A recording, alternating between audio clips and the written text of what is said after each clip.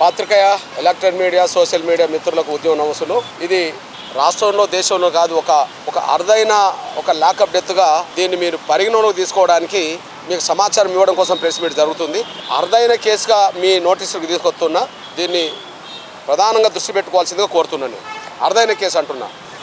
సూర్యాపేట జిల్లా కోదాడ పట్టణానికి సంబంధించిన దళిత మాదిగ యువకుడు రాజేష్ మృతికి ప్రధాన బాధ్యులు Chilukuru SI, Kodad rural CI, ఈ రెండు పోలీస్ స్టేషన్ సంబంధించిన పోలీసులే ప్రధాన కారకులు, ప్రధాన బాధ్యులు. రాజేష్ని అక్రమంగా నిర్బంధంలో పెట్టి ఆ నిర్బంధంలో ఉన్న కాలంలో తీవ్రమైన చిత్రహింసలు పెట్టడం వల్ల శారీరకంగా బలహీనుడైన రాజేష్ ఆ తర్వాత రిమాండ్ ఖైదుగా జైల్లో చేరిన తర్వాత ఆయన నవంబర్ 16న మృతి చెందడం జరిగింది. ఈ మృతి చట్టవిరుద్ధంగా అక్రమంగా అరెస్ట్ చేయడం వల్ల, ఆ చట్టవిరుద్ధ నిర్బంధంలో తీవ్రంగా చిత్రహింసలు పెట్టడం వల్ల అనారోగ్యానికి గురై మరణించిండని స్పష్టమైన ఆధారాలు ఉన్నాయి. కానీ పోలీసులు రాజేష్ మృతికి మేము బాధ్యులం కామని, మేము అక్రమంగా నిర్బంధంలో పెట్టలేదని, ఆయనను చిత్రహింసలు పెట్టలేదని, ఆయన మృతికి మేము కారణం కాదని చెప్పి కాకమ్మ కథలు అల్లే ప్రయత్నం చేస్తున్నారు. కానీ Kodad CI, rural CI, Chilukur SI ఏ కాకమ్మ కథలు అయితే చెప్తున్నారో అవి నిన్నటి వరకు లాకప్ డెత్తులకు సంబంధించిన విషయంలో చెల్లిందేమో కానీ ఈ రాజేష్ మృతి మీద పోలీసుల కాకమ్మ కథలు చెల్లవు అనే విషయం మేము స్పష్టంగా చెప్పదలుచుకున్నాం. ఎక్కడైనా లాకప్ డెత్తులు జరిగిన సమయంలో ఆ లాకప్ డెత్తులకు మేము బాధ్యులం కామని వాళ్ళు చెప్పే కథలే ఇక్కడ కూడా చెప్పడం జరిగింది. కానీ గతంలో జరిగిన లాకప్ డెత్తులకు, రాజేష్ లాకప్ డెత్తులకు చాలా తేడా ఉన్నది. ఎవరి మీదనన్నా, ఏ వ్యక్తి మీదనన్నా ఒక ఫిర్యాదు అందితే ఆ వ్యక్తి మీద ఆ ఫిర్యాదును అనుసరించి కేసు పెడితే ఆ కేసులో ఆ నిందితుడిని అరెస్ట్ చేసి తీవ్రమైన చిత్రహింసలు పెట్టడం వల్ల అవి లాకప్ డెత్తులుగా ప్రచారం అయ్యేది. అంటే అప్పటికే అరెస్టు గురి కాబడ్డ వ్యక్తి మీద ఫిర్యాదు ఉండేది, కేసు ఉండేది.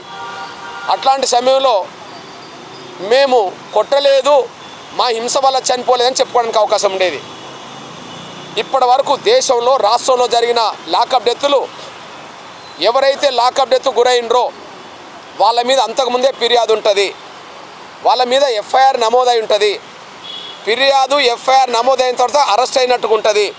కానీ మేము చిత్రహింసలు పెట్టలేదు కానీ గుండెపోటు వల్లనో ఇంకోటి వల్లనో చనిపోయిండని కాకమ్మ కథలు అల్లేవాళ్ళు. కానీ ఇక్కడ అది కాకమ్మ కథలు ఇక్కడ చెల్లవు. కారణం ఏంటంటే పోలీసులు కాకమ్మ కథలు ఉండడానికి సాక్ష్యం చెప్తున్నా. రాజేష్ మీద ఫిర్యాదు చిలుకూరు పోలీస్ స్టేషన్లో అందిందే 8వ తారీఖు నాడు 10 గంటలకు. 8వ తారీఖు నాడు 10 గంటలకు ఫిర్యాదు అందితే ఆయన మీద ఎఫ్ఐఆర్ నమోదైందే 8వ తారీఖు నాడు 10 గంటలకు. ఒక్క నిమిషం, ఒక్క సెకండ్ కూడా తేడా లేకుండా ఎఫ్ఐఆర్ నమోదైంది. ఫిర్యాదు అందింది 10 గంటలకే, ఎఫ్ఐఆర్ నమోదైంది 10 గంటలకే. ఒక్క నిమిషం కూడా తేడా లేదు. అదే సమయంలో 9వ తారీఖు నాడు 12:30కు మాకు రాజేష్తో పాటు సహా నిందితులు ఎక్కడున్నారో మాకు సమాచారం వస్తే ఫిర్యాదుదారుడు ఇంట్లోనే 3 ఉన్నారని తెలిసి మేము 1 గంటకు అరెస్ట్ చేశామని చెప్తున్నారు. అదే సమయంలో 10వ తారీఖు నాడు మేము 1:50 కోర్టు ముందు హాజరుపరిచామని చెప్తున్నారు. అంటే వాళ్ళ తప్పు లేదని చెప్పడానికి 8వ తారీఖు నాడు ఫిర్యాదు వచ్చింది, 8వ తారీఖు నాడు ఎఫ్ఐఆర్ అయింది, 9వ తారీఖు నాడు అరెస్ట్ చేశాము, 10వ తారీఖు నాడు కోర్టు ముందు హాజరుపరిచాము. ఆయన జైల్లో రిమాండ్ ఖైదీగా అతను 15వ తారీఖు నాడు మళ్ళీ అనారోగ్యానికి గురైండు, అది మాకు సంబంధం లేదు, 16వ తారీఖు నాడు చనిపోయిండు, మాకు సంబంధం లేదని చెప్పి కాకమ్మ కథలు పోలీసు వాళ్ళు చెప్పే ప్రయత్నం చేస్తున్నారు. కాకమ్మ కథలు చెల్లవు అనడానికి మీ ముందు సాక్ష్యం చెప్తున్నా నేను. ఎలాంటి ఫిర్యాదు రాజేష్ మీద లేనప్పుడే, ఎలాంటి ఎఫ్ఐఆర్ రాజేష్ మీద నమోదు కానప్పుడే 4వ తారీఖు నాడు సాయంత్రమే ఒక హోంగార్డ్ ఒక కానిస్టేబుల్ 6 గంటలకు రాజేష్ ఇంటి నుంచి తీసుకెళ్లారు. రాజేష్ ఇంటిని తీసుకెళ్తున్న సమయంలో తల్లి లలితమ్మ గారు నా కొడుకును ఎటు తీసుకెళ్తుందంటే మేము కోదాడ చిలుకూరు పోలీస్ స్టేషన్కి తీసుకెళ్ళి మళ్ళీ తీసుకొస్తామని చెప్పడం జరిగింది. అంటే ఫిర్యాదు రాకముందే రాజేష్ని పోలీసు వాళ్ళు తీసుకెళ్ళిండనడానికి సాక్ష్యాలు ఉన్నాయి. అదే సమయంలో రాజేష్ని తీసుకెళ్ళిన తర్వాత పోలీస్ స్టేషన్ నుంచే ఇంకొక నిందితుని పట్టుకోవడానికి పోలీస్ స్టేషన్ నుంచే రాజేష్తో 7:30 సుమారు శేఖర్ అనే ఒక A2కి ఫోన్ చేస్తే ఎక్కడున్నావని చెప్పి అడిగితే నేను కోదాడలో ఉండబడే డీమార్ట్ కాడ ఉన్నా అని చెప్తే మరో 10 నిమిషాలకు ఫోన్ చేసి నువ్వు అక్కడనే ఉండి నేను వస్తానని చెప్పి పోలీసు వాళ్ళని వెంబడి పెట్టుకొని 5వ తారీఖున డీమార్ట్ నుండి పోలీస్ స్టేషన్కి తీసుకొచ్చారు. అంటే 5వ తారీఖు నాడే 4వ తారీఖు నాడే పోలీసులు రాజేష్ని అదుపులో తీసుకున్నారు. 4 సాయంత్రం 8 గంటల సుమారులోనే ఈయన ఫోన్ చేయించి A2ను కూడా తీసుకొచ్చారు.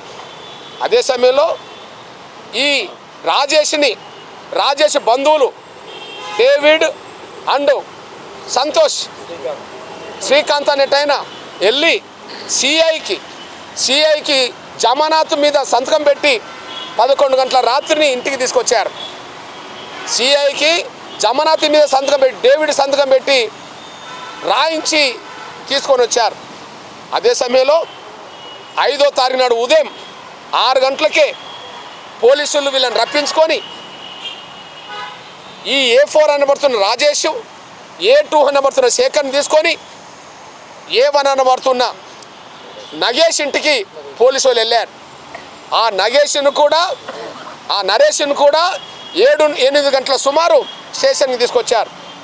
అంటే 4వ తారీఖు నాడే పోలీసులు ఇద్దరిని అదుపులోకి తీసుకున్నారు. 5వ తారీఖు నాడు A1 కూడా అదుపులోకి తీసుకున్నారు. ఆ రోజు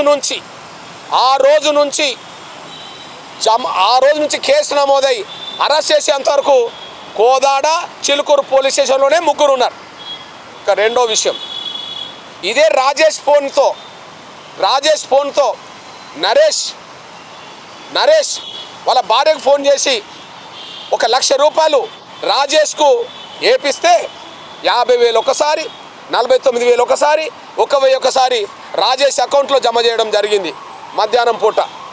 అదే సమయంలో ఇదే రాజేష్ని అరవింద్ అనే కానిస్టేబుల్ 5వ తారీఖు నాడు సాయంత్రం 5-6 మధ్యలో ఈ రాజేష్ అనే కానిస్టేబుల్ రాజేష్ని వెంబడి పెట్టుకొని ఆయన బండి వెంబడి పెట్టుకొని రాజేష్ పనిచేస్తున్న పెట్రోల్ బంక్ దగ్గరికి వెళ్ళి అక్కడి నుంచి కూడా 1 లక్ష రూపాయలు తీసుకొని వచ్చేసారు. ఈయన సూపర్వైజర్గా పనిచేస్తాడు. అవసరాన్ని బట్టి ఆయన 10,000, 20,000 తీసుకునే సందర్భాలు ఉన్నాయి. ఇదే ఈ అరవింద్ అనేటైనే కానిస్టేబుల్ వెంబడి పెట్టుకొని తీసుకోవడం జరిగింది. అంటే ఫిర్యాదు లేకముందే వీళ్ళని అదుపులో తీసుకున్నారని ఇది స్పష్టంగా రుజువు అవుతున్నది. ఇకపోతే 6వ తారీఖు నుంచి తన కొడుకు రాలేదని చెప్పి పోలీస్ స్టేషన్కి వచ్చింది. తల్లి, తమ్ముడు, బంధువులు ప్రతిరోజు కోదాడ రూరల్ పోలీస్ స్టేషన్ భోజనాలు తీసుకెళ్లారు. 6 నుంచి మొదలుకుంటే కోర్టుకు హాజరుపరిచే ముందు వరకు కూడా ప్రతిరోజు భోజనాలు తీసుకెళ్లారు. ఒక్క తల్లే కాదు, A1 భార్యతో పాటు బంధువులు తీసుకెళ్లారు కోదాడ పోలీస్ స్టేషన్కు భోజనాలు. అదే సమయంలో శేఖర్ బంధువులు భార్య తీసుకెళ్ళింది భోజనాలు. కానీ ఒక్కరోజు తప్ప మిగిలిన అన్ని రోజులు పోలీసు వాళ్ళే భోజనం తీసుకెళ్ళి వాళ్ళకి ఇచ్చేవాళ్ళు. ఒక్కరోజు తల్లితో చూపించారు, ఒక్కరోజు A1ను భార్యతో చూపించారు, అదే సమయం A2ను కూడా వాళ్ళ బంధువులతో చూపించారు. అంటే పోలీస్ స్టేషన్లకే వీళ్ళు భోజనాలు తీసుకెళ్లారు, పోలీస్ స్టేషన్లోనే భోజనాలు వాళ్ళకి ఇచ్చారు, పోలీసులో తీసుకెళ్ళి ఇచ్చారు, ఒక్కరోజు మాత్రం చూపించారు. అదే సమయంలో ఏదైతే రిమాండ్ చేసినామని చెప్తున్నారో ఆ రిమాండ్ చేసే రోజు 1:30కు కోర్టుకు తీసుకెళ్తే అప్పటికే తల్లికి తెలిసి, బంధువులకు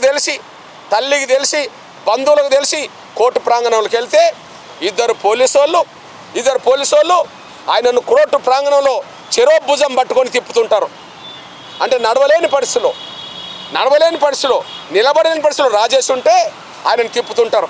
అది చూసిన తల్లి ఏడుస్తూ ఏం బిడ్డ అన్నప్పుడు నాకు లేవలేకపోతున్నా, తిరగలేకపోతున్నా, మా దెబ్బలు బాగా తగిలేని తల్లిదో చెప్తే అప్పుడు చొక్కా ఇప్పి ఆయనకు గాలి పెట్టడం జరిగింది.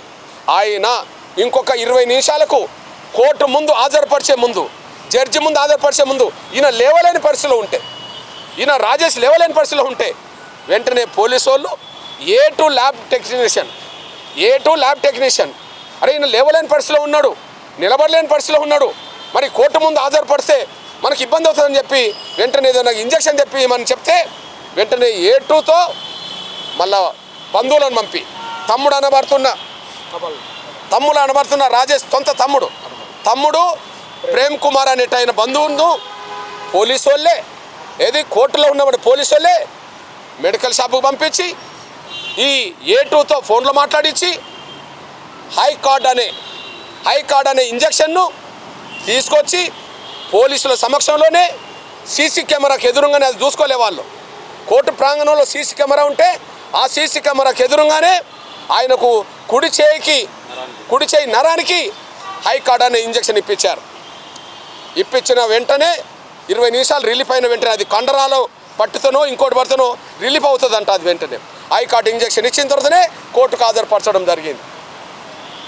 మీరు అక్రమ నిర్బంధం చేయకపోతే మీ సీసీ ఫుటేజీలు ఉంటాయి కదా, 4, 5, 6, 7, 8, 9 అరెస్ట్ కాక ముందు వరకు మీ సీసీ ఫుటేజ్నే కదా మీ స్టేషన్లో బయట పెట్టండి. మీ ఫోన్ వాళ్ళు ఎక్కడున్నారో లొకేషన్ ఉంటుంది కదా, సీసీ ఫుటేజీలు మిమ్మల్నే చూపెడుతున్నాయి. వాళ్ళు ముగ్గురున్న లొకేషన్ స్టేషనే చూపెడుతుంది. వాళ్ళు ఫోన్ మాట్లాడిన సందేశం కూడా పోలీసు వాళ్ళని చూపెడుతుంది. మరి 8వ తారీఖు నాడు మేము కేసు నమోదు చేశాం, 9కి అరెస్ట్ చేశాం, 10కి జైల్లో పంపినామని చెప్పడానికి మీకు ఆధారం ఏమున్నది? మీ కాకమ్మ కథలు చెల్లవు. ఇగో మీకు చెప్తున్నా, ఇంజక్షన్ వేయించింది వాళ్ళే. ఒక కోర్టు ప్రాంగణంలో ఆయన అనారోగ్యానికి గురవుతే జడ్జి ఎటు పంపేది? హాస్పిటల్కి పంపేది. కోర్టు ప్రాంగణంలో జడ్జి ఎటు పంపేది? హాస్పిటల్కే పంపేది. కానీ కోర్టు ప్రాంగణంలో జడ్జి నిర్ణయానికి సంబంధం లేకుండా కోర్టు ప్రాంగణంలో రిమాండ్ చేయడానికంటే ముందు ఇంజక్షన్ తెప్పియడం, ఇంజక్షన్ డాక్టర్ సంబంధం లేకుండా నరానికి ఇప్పియడం అనేది కోర్టు ప్రాంగణంలో ఎక్కడ జరిగిందా? నేను ముందే చెప్పాను, ఇది దేశంలోనే అరుదైన లాకప్ డెత్ అని నేను ముందే చెప్పాను. ఇంతకుముందు లాకప్ డెత్లు కేసు నమోదైనాక అరెస్ట్ అయినాక అంత జరిగేది, అది వేరు విషయం. ఇది కేసు లేదు, ఎఫ్ఐఆర్ లేదు, ఆ సమయంలో జరిగిన ఘటన. ఇది ఇంజక్షన్ ఎక్కడ పడేయించారో ఇంజక్షన్ చూడండి. ఇది హైకోర్టు అనే అది తెచ్చింది తమ్ముడే, ఆయన ముందుకు రండి, తెచ్చింది తమ్ముడే. ఇది ఎక్కడేశారు? అదే కోర్టు ప్రాంగణంలోనే పక్కకు పడేయించారు. ఈ పక్కకు పడేయించింది ఎక్కడ? చెత్త కుప్పలో కొద్దిగా లోపల పడేశారు, మోరీలో లోపల పడేశారు. నిన్న కోర్టు హాల్ జరుగుతున్న సమయంలోనే వీడియో తీసి అక్కడి నుంచి తీయించడం జరిగింది. నేను అంటున్నా, ఇది చట్టవిరుద్ధమైన నిర్బంధం కాదా? చిత్రహింసలు పెట్టలేదు కదా? 6, 7, 8, 9 మీకు భోజనాలు తీసుకొచ్చారు కదా? ఎందుకు తల్లితో ఉంచలేదు? ఎందుకు భోజనాలు ఇప్పించలేదు? మీరు చిత్రహింసలు పెట్టలేదు కదా? ఆయన ఆరోగ్యంగా ఉన్నాడని చెప్పి డాక్టర్ సర్టిఫికేట్ ఇచ్చి అంటున్నారు కదా, మరి ఎందుకు ఇంజక్షన్ వేయించారు? ఇది ఏంటిది? ఈ దేశంలో ఎక్కడైనా జరిగిందా ఇట్లాంటి ఘటనలు? ఇప్పుడు పోలీసులను ఉపేక్షిస్తే ఇక ఎవరి మీద ఫిర్యాదు అవసరం లేదు, వాళ్ళు తీసుకెళ్ళి కొట్టడానికి. ఎవరి మీద ఎఫ్ఐఆర్ అవసరం లేదు, వాళ్ళు తీసుకెళ్ళి హింసలు పెట్టడానికి. ఎవరి మీద ఏ కేసు అవసరం లేదు, వాళ్ళని చంపడానికి. ఇంకేముంటుంది చెప్పండి? ఇంతకుముందు అరెస్ట్ అయ్యి లాకప్ డెత్ గురైన వాళ్ళందరి మీద కేసులు ఉంటాయి, ఎంతో కొంత ఎఫ్ఐఆర్ ఉంటుంది, ఫిర్యాదు ఉంటుంది, వాళ్ళ మీద అరెస్ట్ ఉంటుంది. కానీ ఇక్కడ ఫిర్యాదు లేదు, ఎఫ్ఐఆర్ లేదు, ఏమీ లేదు. ఆ సమయంలో నిర్బంధము, అక్రమ నిర్బంధము, ఆ సమయంలో చిత్రహింసలు, ఇవి బయటపడకుండా చేయడం ఇంజక్షన్ ఇస్తారు, ఆయన మరణానికి కారకులు అవుతారు. ఇది కాదని చెప్తారా? ఇక పోతే A4 నిందితుడు కాదు, సాక్షిగా ఉపయోగించవచ్చు. ఎలా నేను అంటున్నానంటే చాలా బాధాకరం. ఈయన మీద ఫిర్యాదు చేసిన ఆయన పేరు K. రాజేష్. ఇప్పుడు ఈయన పేరు K. రాజేష్. కేవలం కె రాజేష్ ఉండడం వల్ల బలైండు. సాక్ష్యం చెప్తున్నా నేను. ఈ కె రాజేష్ అయిన చిలుకూరు మండలం సంబంధించిన ఒక పేదవాడే అగ్రకులస్తుడు కమ్మ. ఆయన 2020-21లో ఆయన అనారోగ్యం గురవుతే హైదరాబాద్లో హాస్పిటల్లో చేరాడు. ఆయన ఖర్చు అయింది. ఆయన సీఎం రిలీఫ్ ఫండ్ కోసం పెట్టుకున్నాడు. 1 సంవత్సరం 2 సంవత్సరం రాలేదంట. ఆయన మర్చిపోయిండు. తర్వాత తెలిసింది నీ పేరుతో డబ్బు వచ్చింది, నీవు జమ నీ పేరుతో బ్యాంక్ అకౌంట్లో పడ్డది కదా అని చెప్పి. అప్పుడు ఆయనకు అర్థమైపోయింది, అరే నా పేరుతో డబ్బు ఎక్కడొచ్చింది, రాలేదు కదా అని చెప్పి లోతుకి వెళ్ళి పరిశీలిస్తే ఈ కె రాజేష్ అనే పేరు మీద బ్యాంక్ అకౌంట్లో జమ అయినాయి. 48 గంటల్లోనే బ్యాంక్ అకౌంట్ నుంచి తీసేసేయడం జరిగింది. ఇది ఆయన పేరు. అయితే జరిగింది ఏంటంటే, ఇక్కడ A2 ఎవరైతే శేఖర్ ఉన్నాడో ఈయన స్నేహితుడు, ఇంటర్మీడియట్ స్నేహితుడు, రాజేష్కు స్నేహితుడు. A2కు A1 అంటే అయిన నరేష్ వాళ్ళు స్నేహితులు. నరేష్కు రాజేష్కు సంబంధం లేదు. ఈ నరేష్ అనేటైనా A1 అనే నరేష్ అనేటైనా బొల్లం మల్లయ్య మాజీ ఎమ్మెల్యే, అప్పుడు ఎమ్మెల్యే, ఈ హాస్పిటల్లో జరిగినప్పుడు ఎమ్మెల్యే. ఆయన ఉన్నప్పుడు ఆయన సోషల్ మీడియా చూసేవాడు. ఈ A1 ఇతనికి సీఎం రిలీఫ్ ఫండ్లో ఇంతకుముందు 1-2 కేసుల్లో ఇట్లాంటి తప్పులు చేస్తే ఆయన అరెస్ట్ అయ్యి వచ్చేసాడు. కానీ A1కు A2 పరిచయం, A2కు రాజేష్ పరిచయం. వాళ్ళు ఏమనుకున్నారు, ₹1,00,000 రాజేష్ పేరుతో వచ్చినాయి, కానీ రాజేష్ పేరుతోనే మనం తీసుకోవాలి కాబట్టి నీకెవరన్నా రాజేష్ పరిచయం ఉంటే ఆయన పేరుతో తీసుకుందామని చెప్తే ఆ రాజేష్ పేరు కె రాజేష్ అయిపోయింది. స్నేహితుడు నమ్మించి నా పేరుతో ₹1,00,000 వస్తున్నాయి, నీ పేరుతో జమ అవుతాయి, నాకు తీసేయమని చెప్పడం జరిగింది. ఇంటర్మీడియట్ స్నేహితుడు, ఇప్పటివరకు స్నేహితుడు కాబట్టి ఆయన బ్యాంక్ అకౌంటు ఆయనకి ఇవ్వడం జరిగింది. ఆయన ₹1,00,000 జమ అవడం జరిగింది. 48 గంటల్లోనే మళ్ళీ A2 తీసుకొచ్చి ఆ 48 గంటల్లోనే ఆయన డ్రా చేసుకున్నాడు. ₹1 సంబంధం లేకుండా ₹1,00,000 తీసుకున్నాడు. ఈయన భాగస్వామి కాదు. ₹1,00,000 ఎవరు తీసుకున్నారు? A2 తీసుకున్నాడు. A2 తీసుకొని ఎవరెవరు పంచుకున్నారు? వాళ్ళు పంచుకోవచ్చు. ఈయనకు సంబంధం లేదు కదా. అంటే ఉపయోగపడ్డది ఏంది? పేరు మాత్రమే. స్నేహితుడని నమ్మాడు. ఇవాళ ఆ రాజేష్ వీళ్ళు బలి తీసుకున్నారు. కె రాజేష్ లేకపోతే ఈయనకు సంబంధం ఏంది? కె రాజేష్ అని పేరుతో సంబంధం ఏంటిది? లేదు. అంటే నేరానికి సంబంధం లేని నిందితుడు కానీ ఒక అమాయకుడు స్నేహితుని నమ్మి ఆయన బ్యాంక్ ఒకటి అప్పచెప్తే ఆ డబ్బులు పడ్డే వాళ్ళు డబ్బులు తీసుకున్నారు. ఈయనకు ₹1 సంబంధం లేదు. ఈయన పెట్రోల్ బంకులో సూపర్వైజర్. తండ్రి లేడు, ఈమె ఇళ్ళలో పని చేస్తుంది. తండ్రి లేడు, ఇళ్ళలో పని చేసుకుంటుంది. అతను తమ్ముడు. ఇవాళ వాళ్ళ ఆగమైపోయింది. ఆయన ఇచ్చిన జీతం మీదనే ఈ కుటుంబం ఆధారపడి బతికేది. ఇప్పుడు ఆయనను బలి తీసుకున్నారు. నేను మళ్ళీ చెప్తున్నా, ఇంతకుముందు లాకప్ డెత్తులు ఏవైనా కానీ ఒక ఫోటో చూపెడతా. 5వ తారీఖు నాడు అరవింద్, 5వ తారీఖు నాడు అరవింద్ ఆయన 2 వీలర్ మీద తీసుకెళ్ళి డబ్బులు తీసుకొస్తారు. ఓకే, 2 వీలర్ మీద తీసుకెళ్ళి డబ్బులు తీసుకొస్తారు. అంటే మీ అదుపులో ఉండడానికి సాక్ష్యం కదా, మీ స్టేషన్లో ఉండడానికి సాక్ష్యం, భోజనాలు తీసుకెళ్ళడానికి సాక్ష్యం కదా, మీరు చిత్రాంశాలు పెట్టడానికి సాక్ష్యం, మీరు ఇంజక్షన్ వేయించడం కదా. బహుశా ఇంతవరకు జరిగిన లాకప్ డెత్తులో ఇవన్నీ దొరికేదా? ఎఫ్ఐఆర్ నమోదయ్యేది, అరెస్ట్ చేసేవాళ్ళు, ఏదో చిత్రహింసలు జరిగేది, వాళ్ళు చనిపోయేవాళ్ళు. కానీ ఫిర్యాదు లేదు, ఎఫ్ఐఆర్ లేదు. ఆ కాలంలో నిర్బంధం, ఆ కాలంలో హింసలు, ఆ కాలంలో మరణాలు. దీని మీదనే జరిగింది. ఇగో చూడండి, చిలుకూరు కానిస్టేబుల్ అరవింద్. ఇది 5వ తారీఖు నాడు 6 గంటల సుమారు. అరే మీద ఫిర్యాదే వచ్చింది 8వ తారీఖు అంటారు కదా, ఎఫ్ఐఆర్ నమోదైంది 8 అంటారు కదా. ఓకే, అరెస్టు 1 గంటకు అంటుండ్రు కదా. మరి 5వ తారీఖు నాడు మీ అదుపులో ఉన్నారు కదా. మీరు చిత్రహింసలు లేవంటుండ్రు కదా. చిత్రహింసలు పెట్టినప్పుడు తల్లి బంధువులకు ఎందుకు చూపించలేదు? అసలు అనారోగ్యం గురి కాలేదు కదా, మీరు ఎందుకు ఇంజక్షన్ తీసుకొచ్చి ఇచ్చేశారు? ఇదంతా చట్టవిరుద్ధం కదా. బహుశా భారతదేశంలో ఎలాంటి ఫిర్యాదు లేకుండా, ఎలాంటి కేసు లేకుండా ఒక అమాయకుని తీసుకొచ్చి చిత్రహింసలు పెట్టి ఆయన మరణానికి కారణం ఏదైనా ఉంటే రాజేష్ విషయంలోనూ పోలీసులు ఇక్కడ చేశారు. ఇట్లాంటి పోలీసుల మీద ఫిర్యాదు చేస్తే నమోదు కాదా?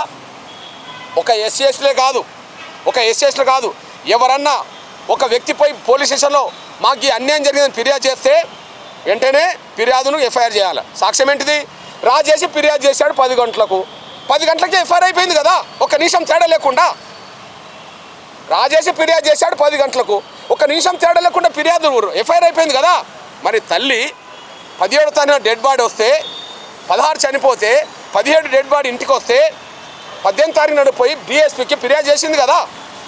నా కొడుకు చావుకు చిలుకూరు ఎస్ఐ రూరల్ సిఐ కారణం అని చెప్పి డిఎస్పీకి ఫిర్యాదు చేసింది కదా. ఫిర్యాదు మీద కేసు కట్టాలి కదా, ఫిర్యాదు తీసుకోవాలి కదా, కేసు కట్టాలి కదా. కేసు ఎందుకు కట్టలే? రాజేష్ విషయంలో నిమిషం కాకముందే కేసు కట్టారు కదా, ఇక్కడ కేసు ఎందుకు కట్టలే? 30వ తారీఖు నాడు మళ్ళీ డిఎస్పీ దగ్గరికి వెళ్ళి మళ్ళీ కేసు కట్టేయడం జరిగింది. 30వ తారీఖు నాడు 18వ తారీఖు 30వ తారీఖు నాడు 18వ తారీఖు నాడు ఇవ్వడం జరిగింది. 30వ తారీఖు నాడు మళ్ళీ ఇవ్వడం జరిగింది. 30వ తారీఖు మళ్ళీ ఇవ్వడం జరిగింది. కేసు కట్టలే. నేను స్వయాన ఊరికి వెళ్ళాను, గంట సేపు కుటుంబ సభ్యులతో మాట్లాడాను, అన్ని విషయాలు సేకరించాను. నా ఒక్కటి సమాచారమే కాకుండా లాయర్ల బృందాన్ని పంపాను, నిజ నిర్ధారణ కోసం మా లాయర్ల బృందాన్ని పంపాను. వాళ్ళు ఇచ్చిన సమాచారం మేరకు నేను స్వయాన ఎస్పీని కలిసి వచ్చాను. ఎందుకు కలిసి ఎస్పీని ప్లీజ్ ఎస్పీని కలిసి వచ్చాను. ఎస్పీకి ఎందుకు కలిసాం? ఇప్పుడు తల్లిపై ఫిర్యాదు చేస్తే కేసు ఎందుకు నమోదు చేయలేదు? డిఎస్పీ 1కి 2 సార్లు కలిసిండు కదా అని చెప్పి అన్నాను. ఇగో నేను కూడా కలిసినా డిఎస్పీ మీద కేసు నమోదు చేయలేదు. ఇప్పుడు నేను చెప్తున్నా, ఎస్ఐ సీఎం చర్య తీసుకోవాల్సింది డిఎస్పీ అవుతే డిఎస్పీ చర్య తీసుకోలే. డిఎస్పీ చర్య తీసుకోకపోతే నేను ఎక్కడికి వెళ్ళాలి? ఎస్పీ దగ్గర రావాలి. ఎస్పీకి వచ్చి నేను ఫిర్యాదు చేశా, డిఎస్పీ చర్య తీసుకోలే. డిఎస్పీ నిర్లక్ష్యం ఏంది? కేసు కట్టకపోవడం. వాళ్ళేమో నిందితుడి చావుకు వాళ్ళు కారకులు, ఎస్ఐసిఐ కారకులు. కానీ డిఎస్పీ విధి నిర్వహణలో నిర్లక్ష్యం కదా. విధి నిర్వహణలో నిర్లక్ష్యంగా ఉంటే నిన్న తమిళనాడులో ఒక జిల్లా కోర్టు ఒక డిఎస్పీని జైలుకు పంపింది. ఎస్సీ యాక్ట్లో నిర్లక్ష్యంగా ఉన్న వాళ్ళను జైలుకు పంపింది. అక్కడ తమిళనాడులో జైలు పంపింది. 10 రోజుల క్రితం జరిగిన ఘటన. కానీ ఇక్కడ డిఎస్పీ మీద చర్యలు లేవు. డిఎస్పీ చర్యలు లేకపోతే నేను ఎస్పీ దగ్గరికి వచ్చేసాను. ఎస్పీ చర్యలు తీసుకోలే. మరి ఎస్పీ చర్యలు తీసుకోకపోతే ఎక్కడ రావాలి? దశల వారుగానే వస్తున్నాం, ఆధారాలతో వస్తున్నాం. మేము చెప్పిన ఒక్కటన్నా తప్పని చెప్పానండి. మేము సాక్ష్యం చెప్తున్నా. నేను నా పాత్రికేయ సోషల్ మీడియా మిత్రులారా, మీకు ఇది చాలా అర్థమైన ఘటన, మీరు పోయి ఎంక్వైరీ చేసుకోండి.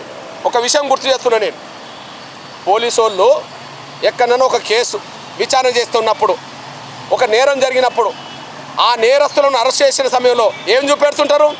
నేరం పలానా జరిగిన కాడ జరిగింది, నేరస్తుడు ఎటుపోయింది అనే విషయం మేము సీసీ ఫుటేజ్ చెక్ చేశాము, ఆ తర్వాత లొకేషన్ కనుక్కున్నాము, ఆ తర్వాత ఫోన్ విషయాలు మేము రికార్డ్ చేశాము, ఏది కాల్ డేటా మేము తీసుకున్నాం కాబట్టి ఇతను నిందితుని తెలుసు అంటుండ్రు. ఇప్పుడు నేనంటున్నంటే అదే సీసీ ఫుటేజీలు మీ స్టేషన్లోనే బయట పెట్టేసేయండి, అదే కాల్ డేటా మీ స్టేషన్లో బయట పెట్టేసేయండి, అదే లొకేషన్ మీ స్టేషన్ మీ ఎక్కడో బయట పెట్టేసేయండి. లొకేషన్ పోలీసు వాళ్ళని చూపెడుతుంది. వీళ్ళు ముగ్గురు ఎక్కడున్నారో పోలీస్ స్టేషన్ చూపెడుతున్నది. మీ సీసీ ఫుటేజీలు పోలీస్ స్టేషన్లో చూపెడతాయి. అదే సమయంలో కాల్ డేటా మీతో మాట్లాడినట్టుగానే చూపెడతాయి. ఇంకా వేరే వాళ్ళు ఇక్కడ అందుబాటులో లేరు. ఇక్కడ అంటే అన్నిటినీ సేకరిస్తారు కదా, ఇవి ఎందుకు దాస్తున్నారు? ఒక అరెస్టు చూపెట్టడానికి అన్నీ సేకరిస్తారు కదా.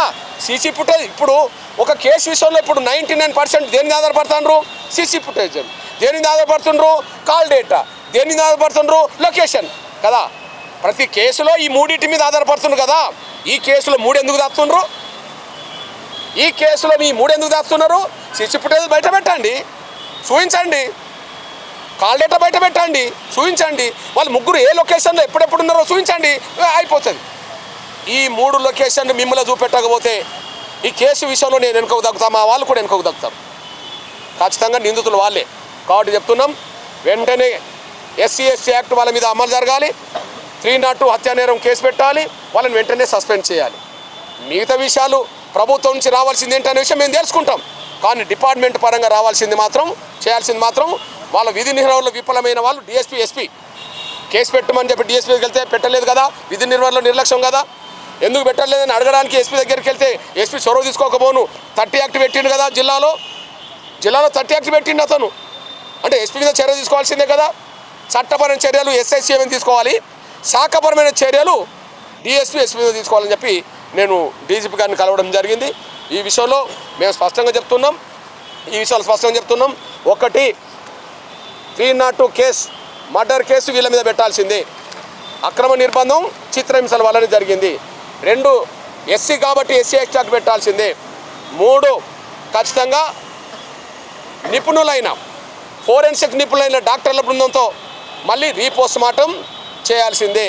అదే సమయంలో సమగ్రమైన విచారణ జరిపించాల్సిన బాధ్యత డీజీపీ గారికి ఉన్నదనే విషయం కూడా గుర్తు చేస్తూ డీజీపీ గారిని కలవడం జరిగింది. డీజీపీ గారికి వినతి పత్రం ఇచ్చాం, నేను ఇచ్చాను. అదే సమయంలో అమ్మగారు కూడా రాజేష్ తల్లి గారు కూడా ఇవ్వడం జరిగింది. నాకు తెలిసి ఆయనకు సంపూర్ణంగా కేసు విషయం అర్థమైందని నేను అనుకుంటున్నా. సంపూర్ణంగా 20-25 నిమిషాలు డీటెయిల్స్ చెప్పాం కనుక సంపూర్ణంగా అర్థమైంది అనుకుంటున్నా. ఆయన ముందు చెప్పడం జరిగింది, డిమాండ్లు కూడా తప్పకుండా మీకు న్యాయం జరుగుతుంది అని చెప్పి ఆయన అన్నాడు. న్యాయం జరుగుతుందా లేదా ఎదురు చూస్తాం, లేకపోతే ఉద్యమాన్ని మాత్రం తీవ్రతరం చేస్తాం. ఈ కల్రా రాజేష్కు సంబంధించి మృతిని సిఐ తర్వాత ఎస్ఐ బాధ్యులు అని చెప్తున్నారు కదా. A1 నరేష్ కానీ A2 శేఖర్ కానీ వీళ్ళ పాత్ర లేదంటారా? అంటే ఈయన చనిపోవడం అంట పోలీసులతో ఏమైనా కుమ్మక్ కాలేదంటారా? ఒకటేంటంటే నేను స్వయాన A2 అందుబాటులో రాదు కానీ A2 భార్యతో మాట్లాడినా. మొదటిసారి భార్య నరేష్ని చూసినప్పుడు ఆయన ఏడ్చిండని, ఇక్కడ గాయం కనిపించిందని, కొంత రక్తం వచ్చిందని, కాలు వాపులు ఉన్నాయని చెప్పి ఆమె ఏడ్చుకుంటూ నాకు చెప్పింది. చిత్రహింసలు పెట్టిండడానికి సాక్ష్యం భార్య చూసింది కదా. అసలు అరెస్ట్ చేయలేనప్పుడు భార్య అక్కడ ఉన్నది కదా. ముగ్గురిని 9వ తారీఖున అరెస్ట్ చేసినామని చూపెడుతుంది కదా, మరి సాక్ష్యాలు అక్కడ ఉన్నాయి కదా. రెండోది శేఖర్తో కూడా మాట్లాడా. ఈ A2 అనేటైనా ఈయన ఫ్రెండ్ కదా, శేఖర్తో కూడా మాట్లాడినా. ముగ్గురిని అరెస్ట్ చేశారు, ముగ్గురిని కూడా హింసలు పెట్టారని చెప్పి కోర్టులో కూడా చెప్పాడు. తర్వాత మొదటిసారి రిమాండ్ అయినప్పుడు, రిమాండ్ అయి బయటకు వచ్చినాక కేసు మళ్ళీ డేట్ పడుతుంది కదా, 24 తారీఖు నాడు జడ్జి అడిగితే ఆ జడ్జి ముందు చెప్పిండంట, నాకు చెప్పేశాడు. మమ్మల్ని ముందే అరెస్ట్ చేశారు, తీవ్రంగా కొట్టడం కూడా జరిగిందని చెప్పడం జరిగిందంట. ఎవరు నాకు శేఖర్ చెప్పిన విషయం. అంటే ముగ్గురిని హింస పెట్టారు, వాళ్ళు తట్టుకున్నారు, వీళ్ళు తట్టుకోలేదు. నేను అనుకుంటున్నా ఈ A1 అయినా మన మాజీ ఎమ్మెల్యే బొల్లం మల్లయ్యకు వాళ్ళ ఆఫీసులో సోషల్ మీడియా ఇచ్చారు. అంతకుముందు ఇట్లాంటివి కొన్ని జరిగినాయి. ఒక్క దాంట్లో ఈయన నిందితుడు ఎవరు, ఈ సీఎం రిలీఫ్ ఫండ్కి సంబంధించిన స్కామ్ ఏదైతే చిన్న కనిపిస్తుందో అంతకుముందు ఈయన నిందితుడు. ఈ A3 కూడా ఆయన దగ్గరనే పని చేస్తాడు. ఎవరు ఈ A3 అంటే ఆయనకు బొల్లం మల్లయ్య దగ్గర ఏదో అందులో పని చేస్తాడు, కంప్యూటర్ ఆపరేటర్గా పనిచేస్తాడు, క్యాంప్ ఆఫీసులో పనిచేస్తాడు. కానీ ఇట్లాంటి కేసుల్లో ఈ స్కామ్ వెనుక ఒకవేళ బొల్లం మల్లయ్య ఉన్నాడేమో, ఆయన పేరేమైనా బయటకు తీద్దాం అనుకున్నారో లేదో కానీ, లేకపోతే 3-4 ఏళ్ల క్రితం విషయం, ₹1,00,000 అంతకుముందు 4 రోజుల ముందే వీళ్ళు పోయినరు. కేసు ఇప్పటిది కాదు, 4 రోజుల ముందు A1 భార్య వాళ్ళ ఇంటికి వెళ్ళిండ్రు, రాజేష్ ఇంటికి. అంటే తెలుసు నా నుండి తప్పు జరిగింది, నేను మీకు ₹1,00,000 అని చెప్పడం కూడా జరిగింది.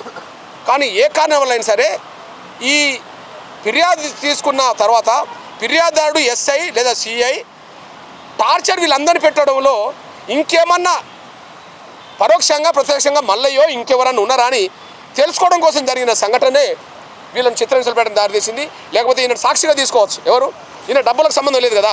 బ్యాంక్ అకౌంట్ స్నేహితుడికి ఇచ్చాడు, ఆయన డబ్బులు తీసి ఆయన తీసుకున్నాడు, అది అందరికీ తెలిసిన విషయమే. ఈయన సాక్షిగా ఉపయోగించుకోవాల్సింది. ఇప్పుడు ఉదాహరణకు ఫిర్యాదే ఎఫ్ఐఆర్ ఈయన మీద వచ్చినప్పుడు ఒక్కడే కదా పేరు వచ్చింది, రాజేష్ మీదనే పెట్టడం జరిగింది ఆయన. మరి ఈయన కుట్రదారుడు అవుతే, స్కామ్లో నిందితుడు అయితే ఏమో నింద కావచ్చు, ఈయనే కావాలి. మిగతా వాళ్ళందరూ A2 A3 4 A3 కావాలి, కానీ ఈయన A4 అయిండు. మీ విచారణలోనే A4 ఎందుకైండు? ఆయన బ్యాంక్ అకౌంట్ ఇవ్వడం వల్ల నిందితుడు అయింది అంతే.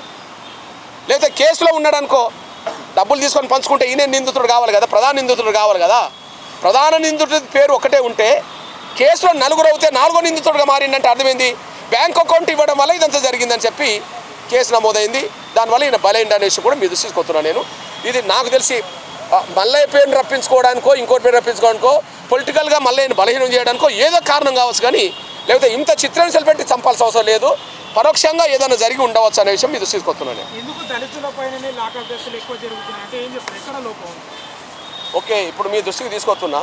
మరియమ్మ విషయం మీరు చూశారు. మరియమ్మ విషయం కేసీఆర్ గవర్నమెంట్ అప్పుడు మరియమ్మ కేసు జరిగింది. ఆ మరియమ్మ తర్వాత అక్కడక్కడ కొన్ని జరిగినాయి. ఇప్పుడున్న సమాచారం మేరకు లాకప్లో హింసలు, లాకప్లో మరణాలు ఒక 22 జరిగినట్టుగా రిపోర్ట్ వచ్చేసింది. 22లో 17 మంది దళితులు అనే విషయం స్పష్టంగా రిపోర్ట్ వచ్చింది. వీళ్ళ తరఫున చట్టసభలో ఉన్న దళిత లీడర్లు ఎవరు మాట్లాడరు.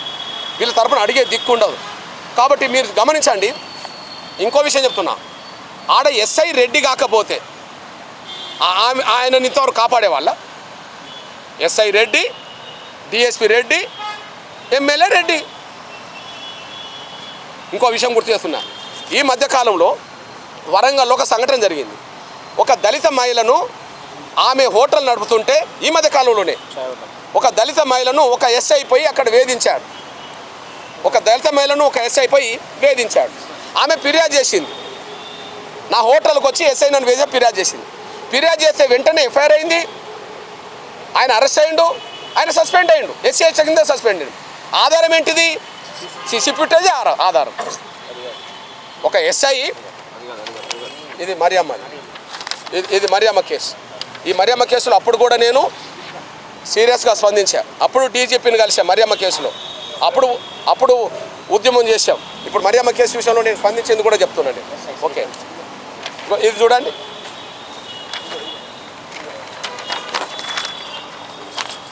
ఆయనను సస్పెండ్ చేయడానికి కారణం ఏంటిది?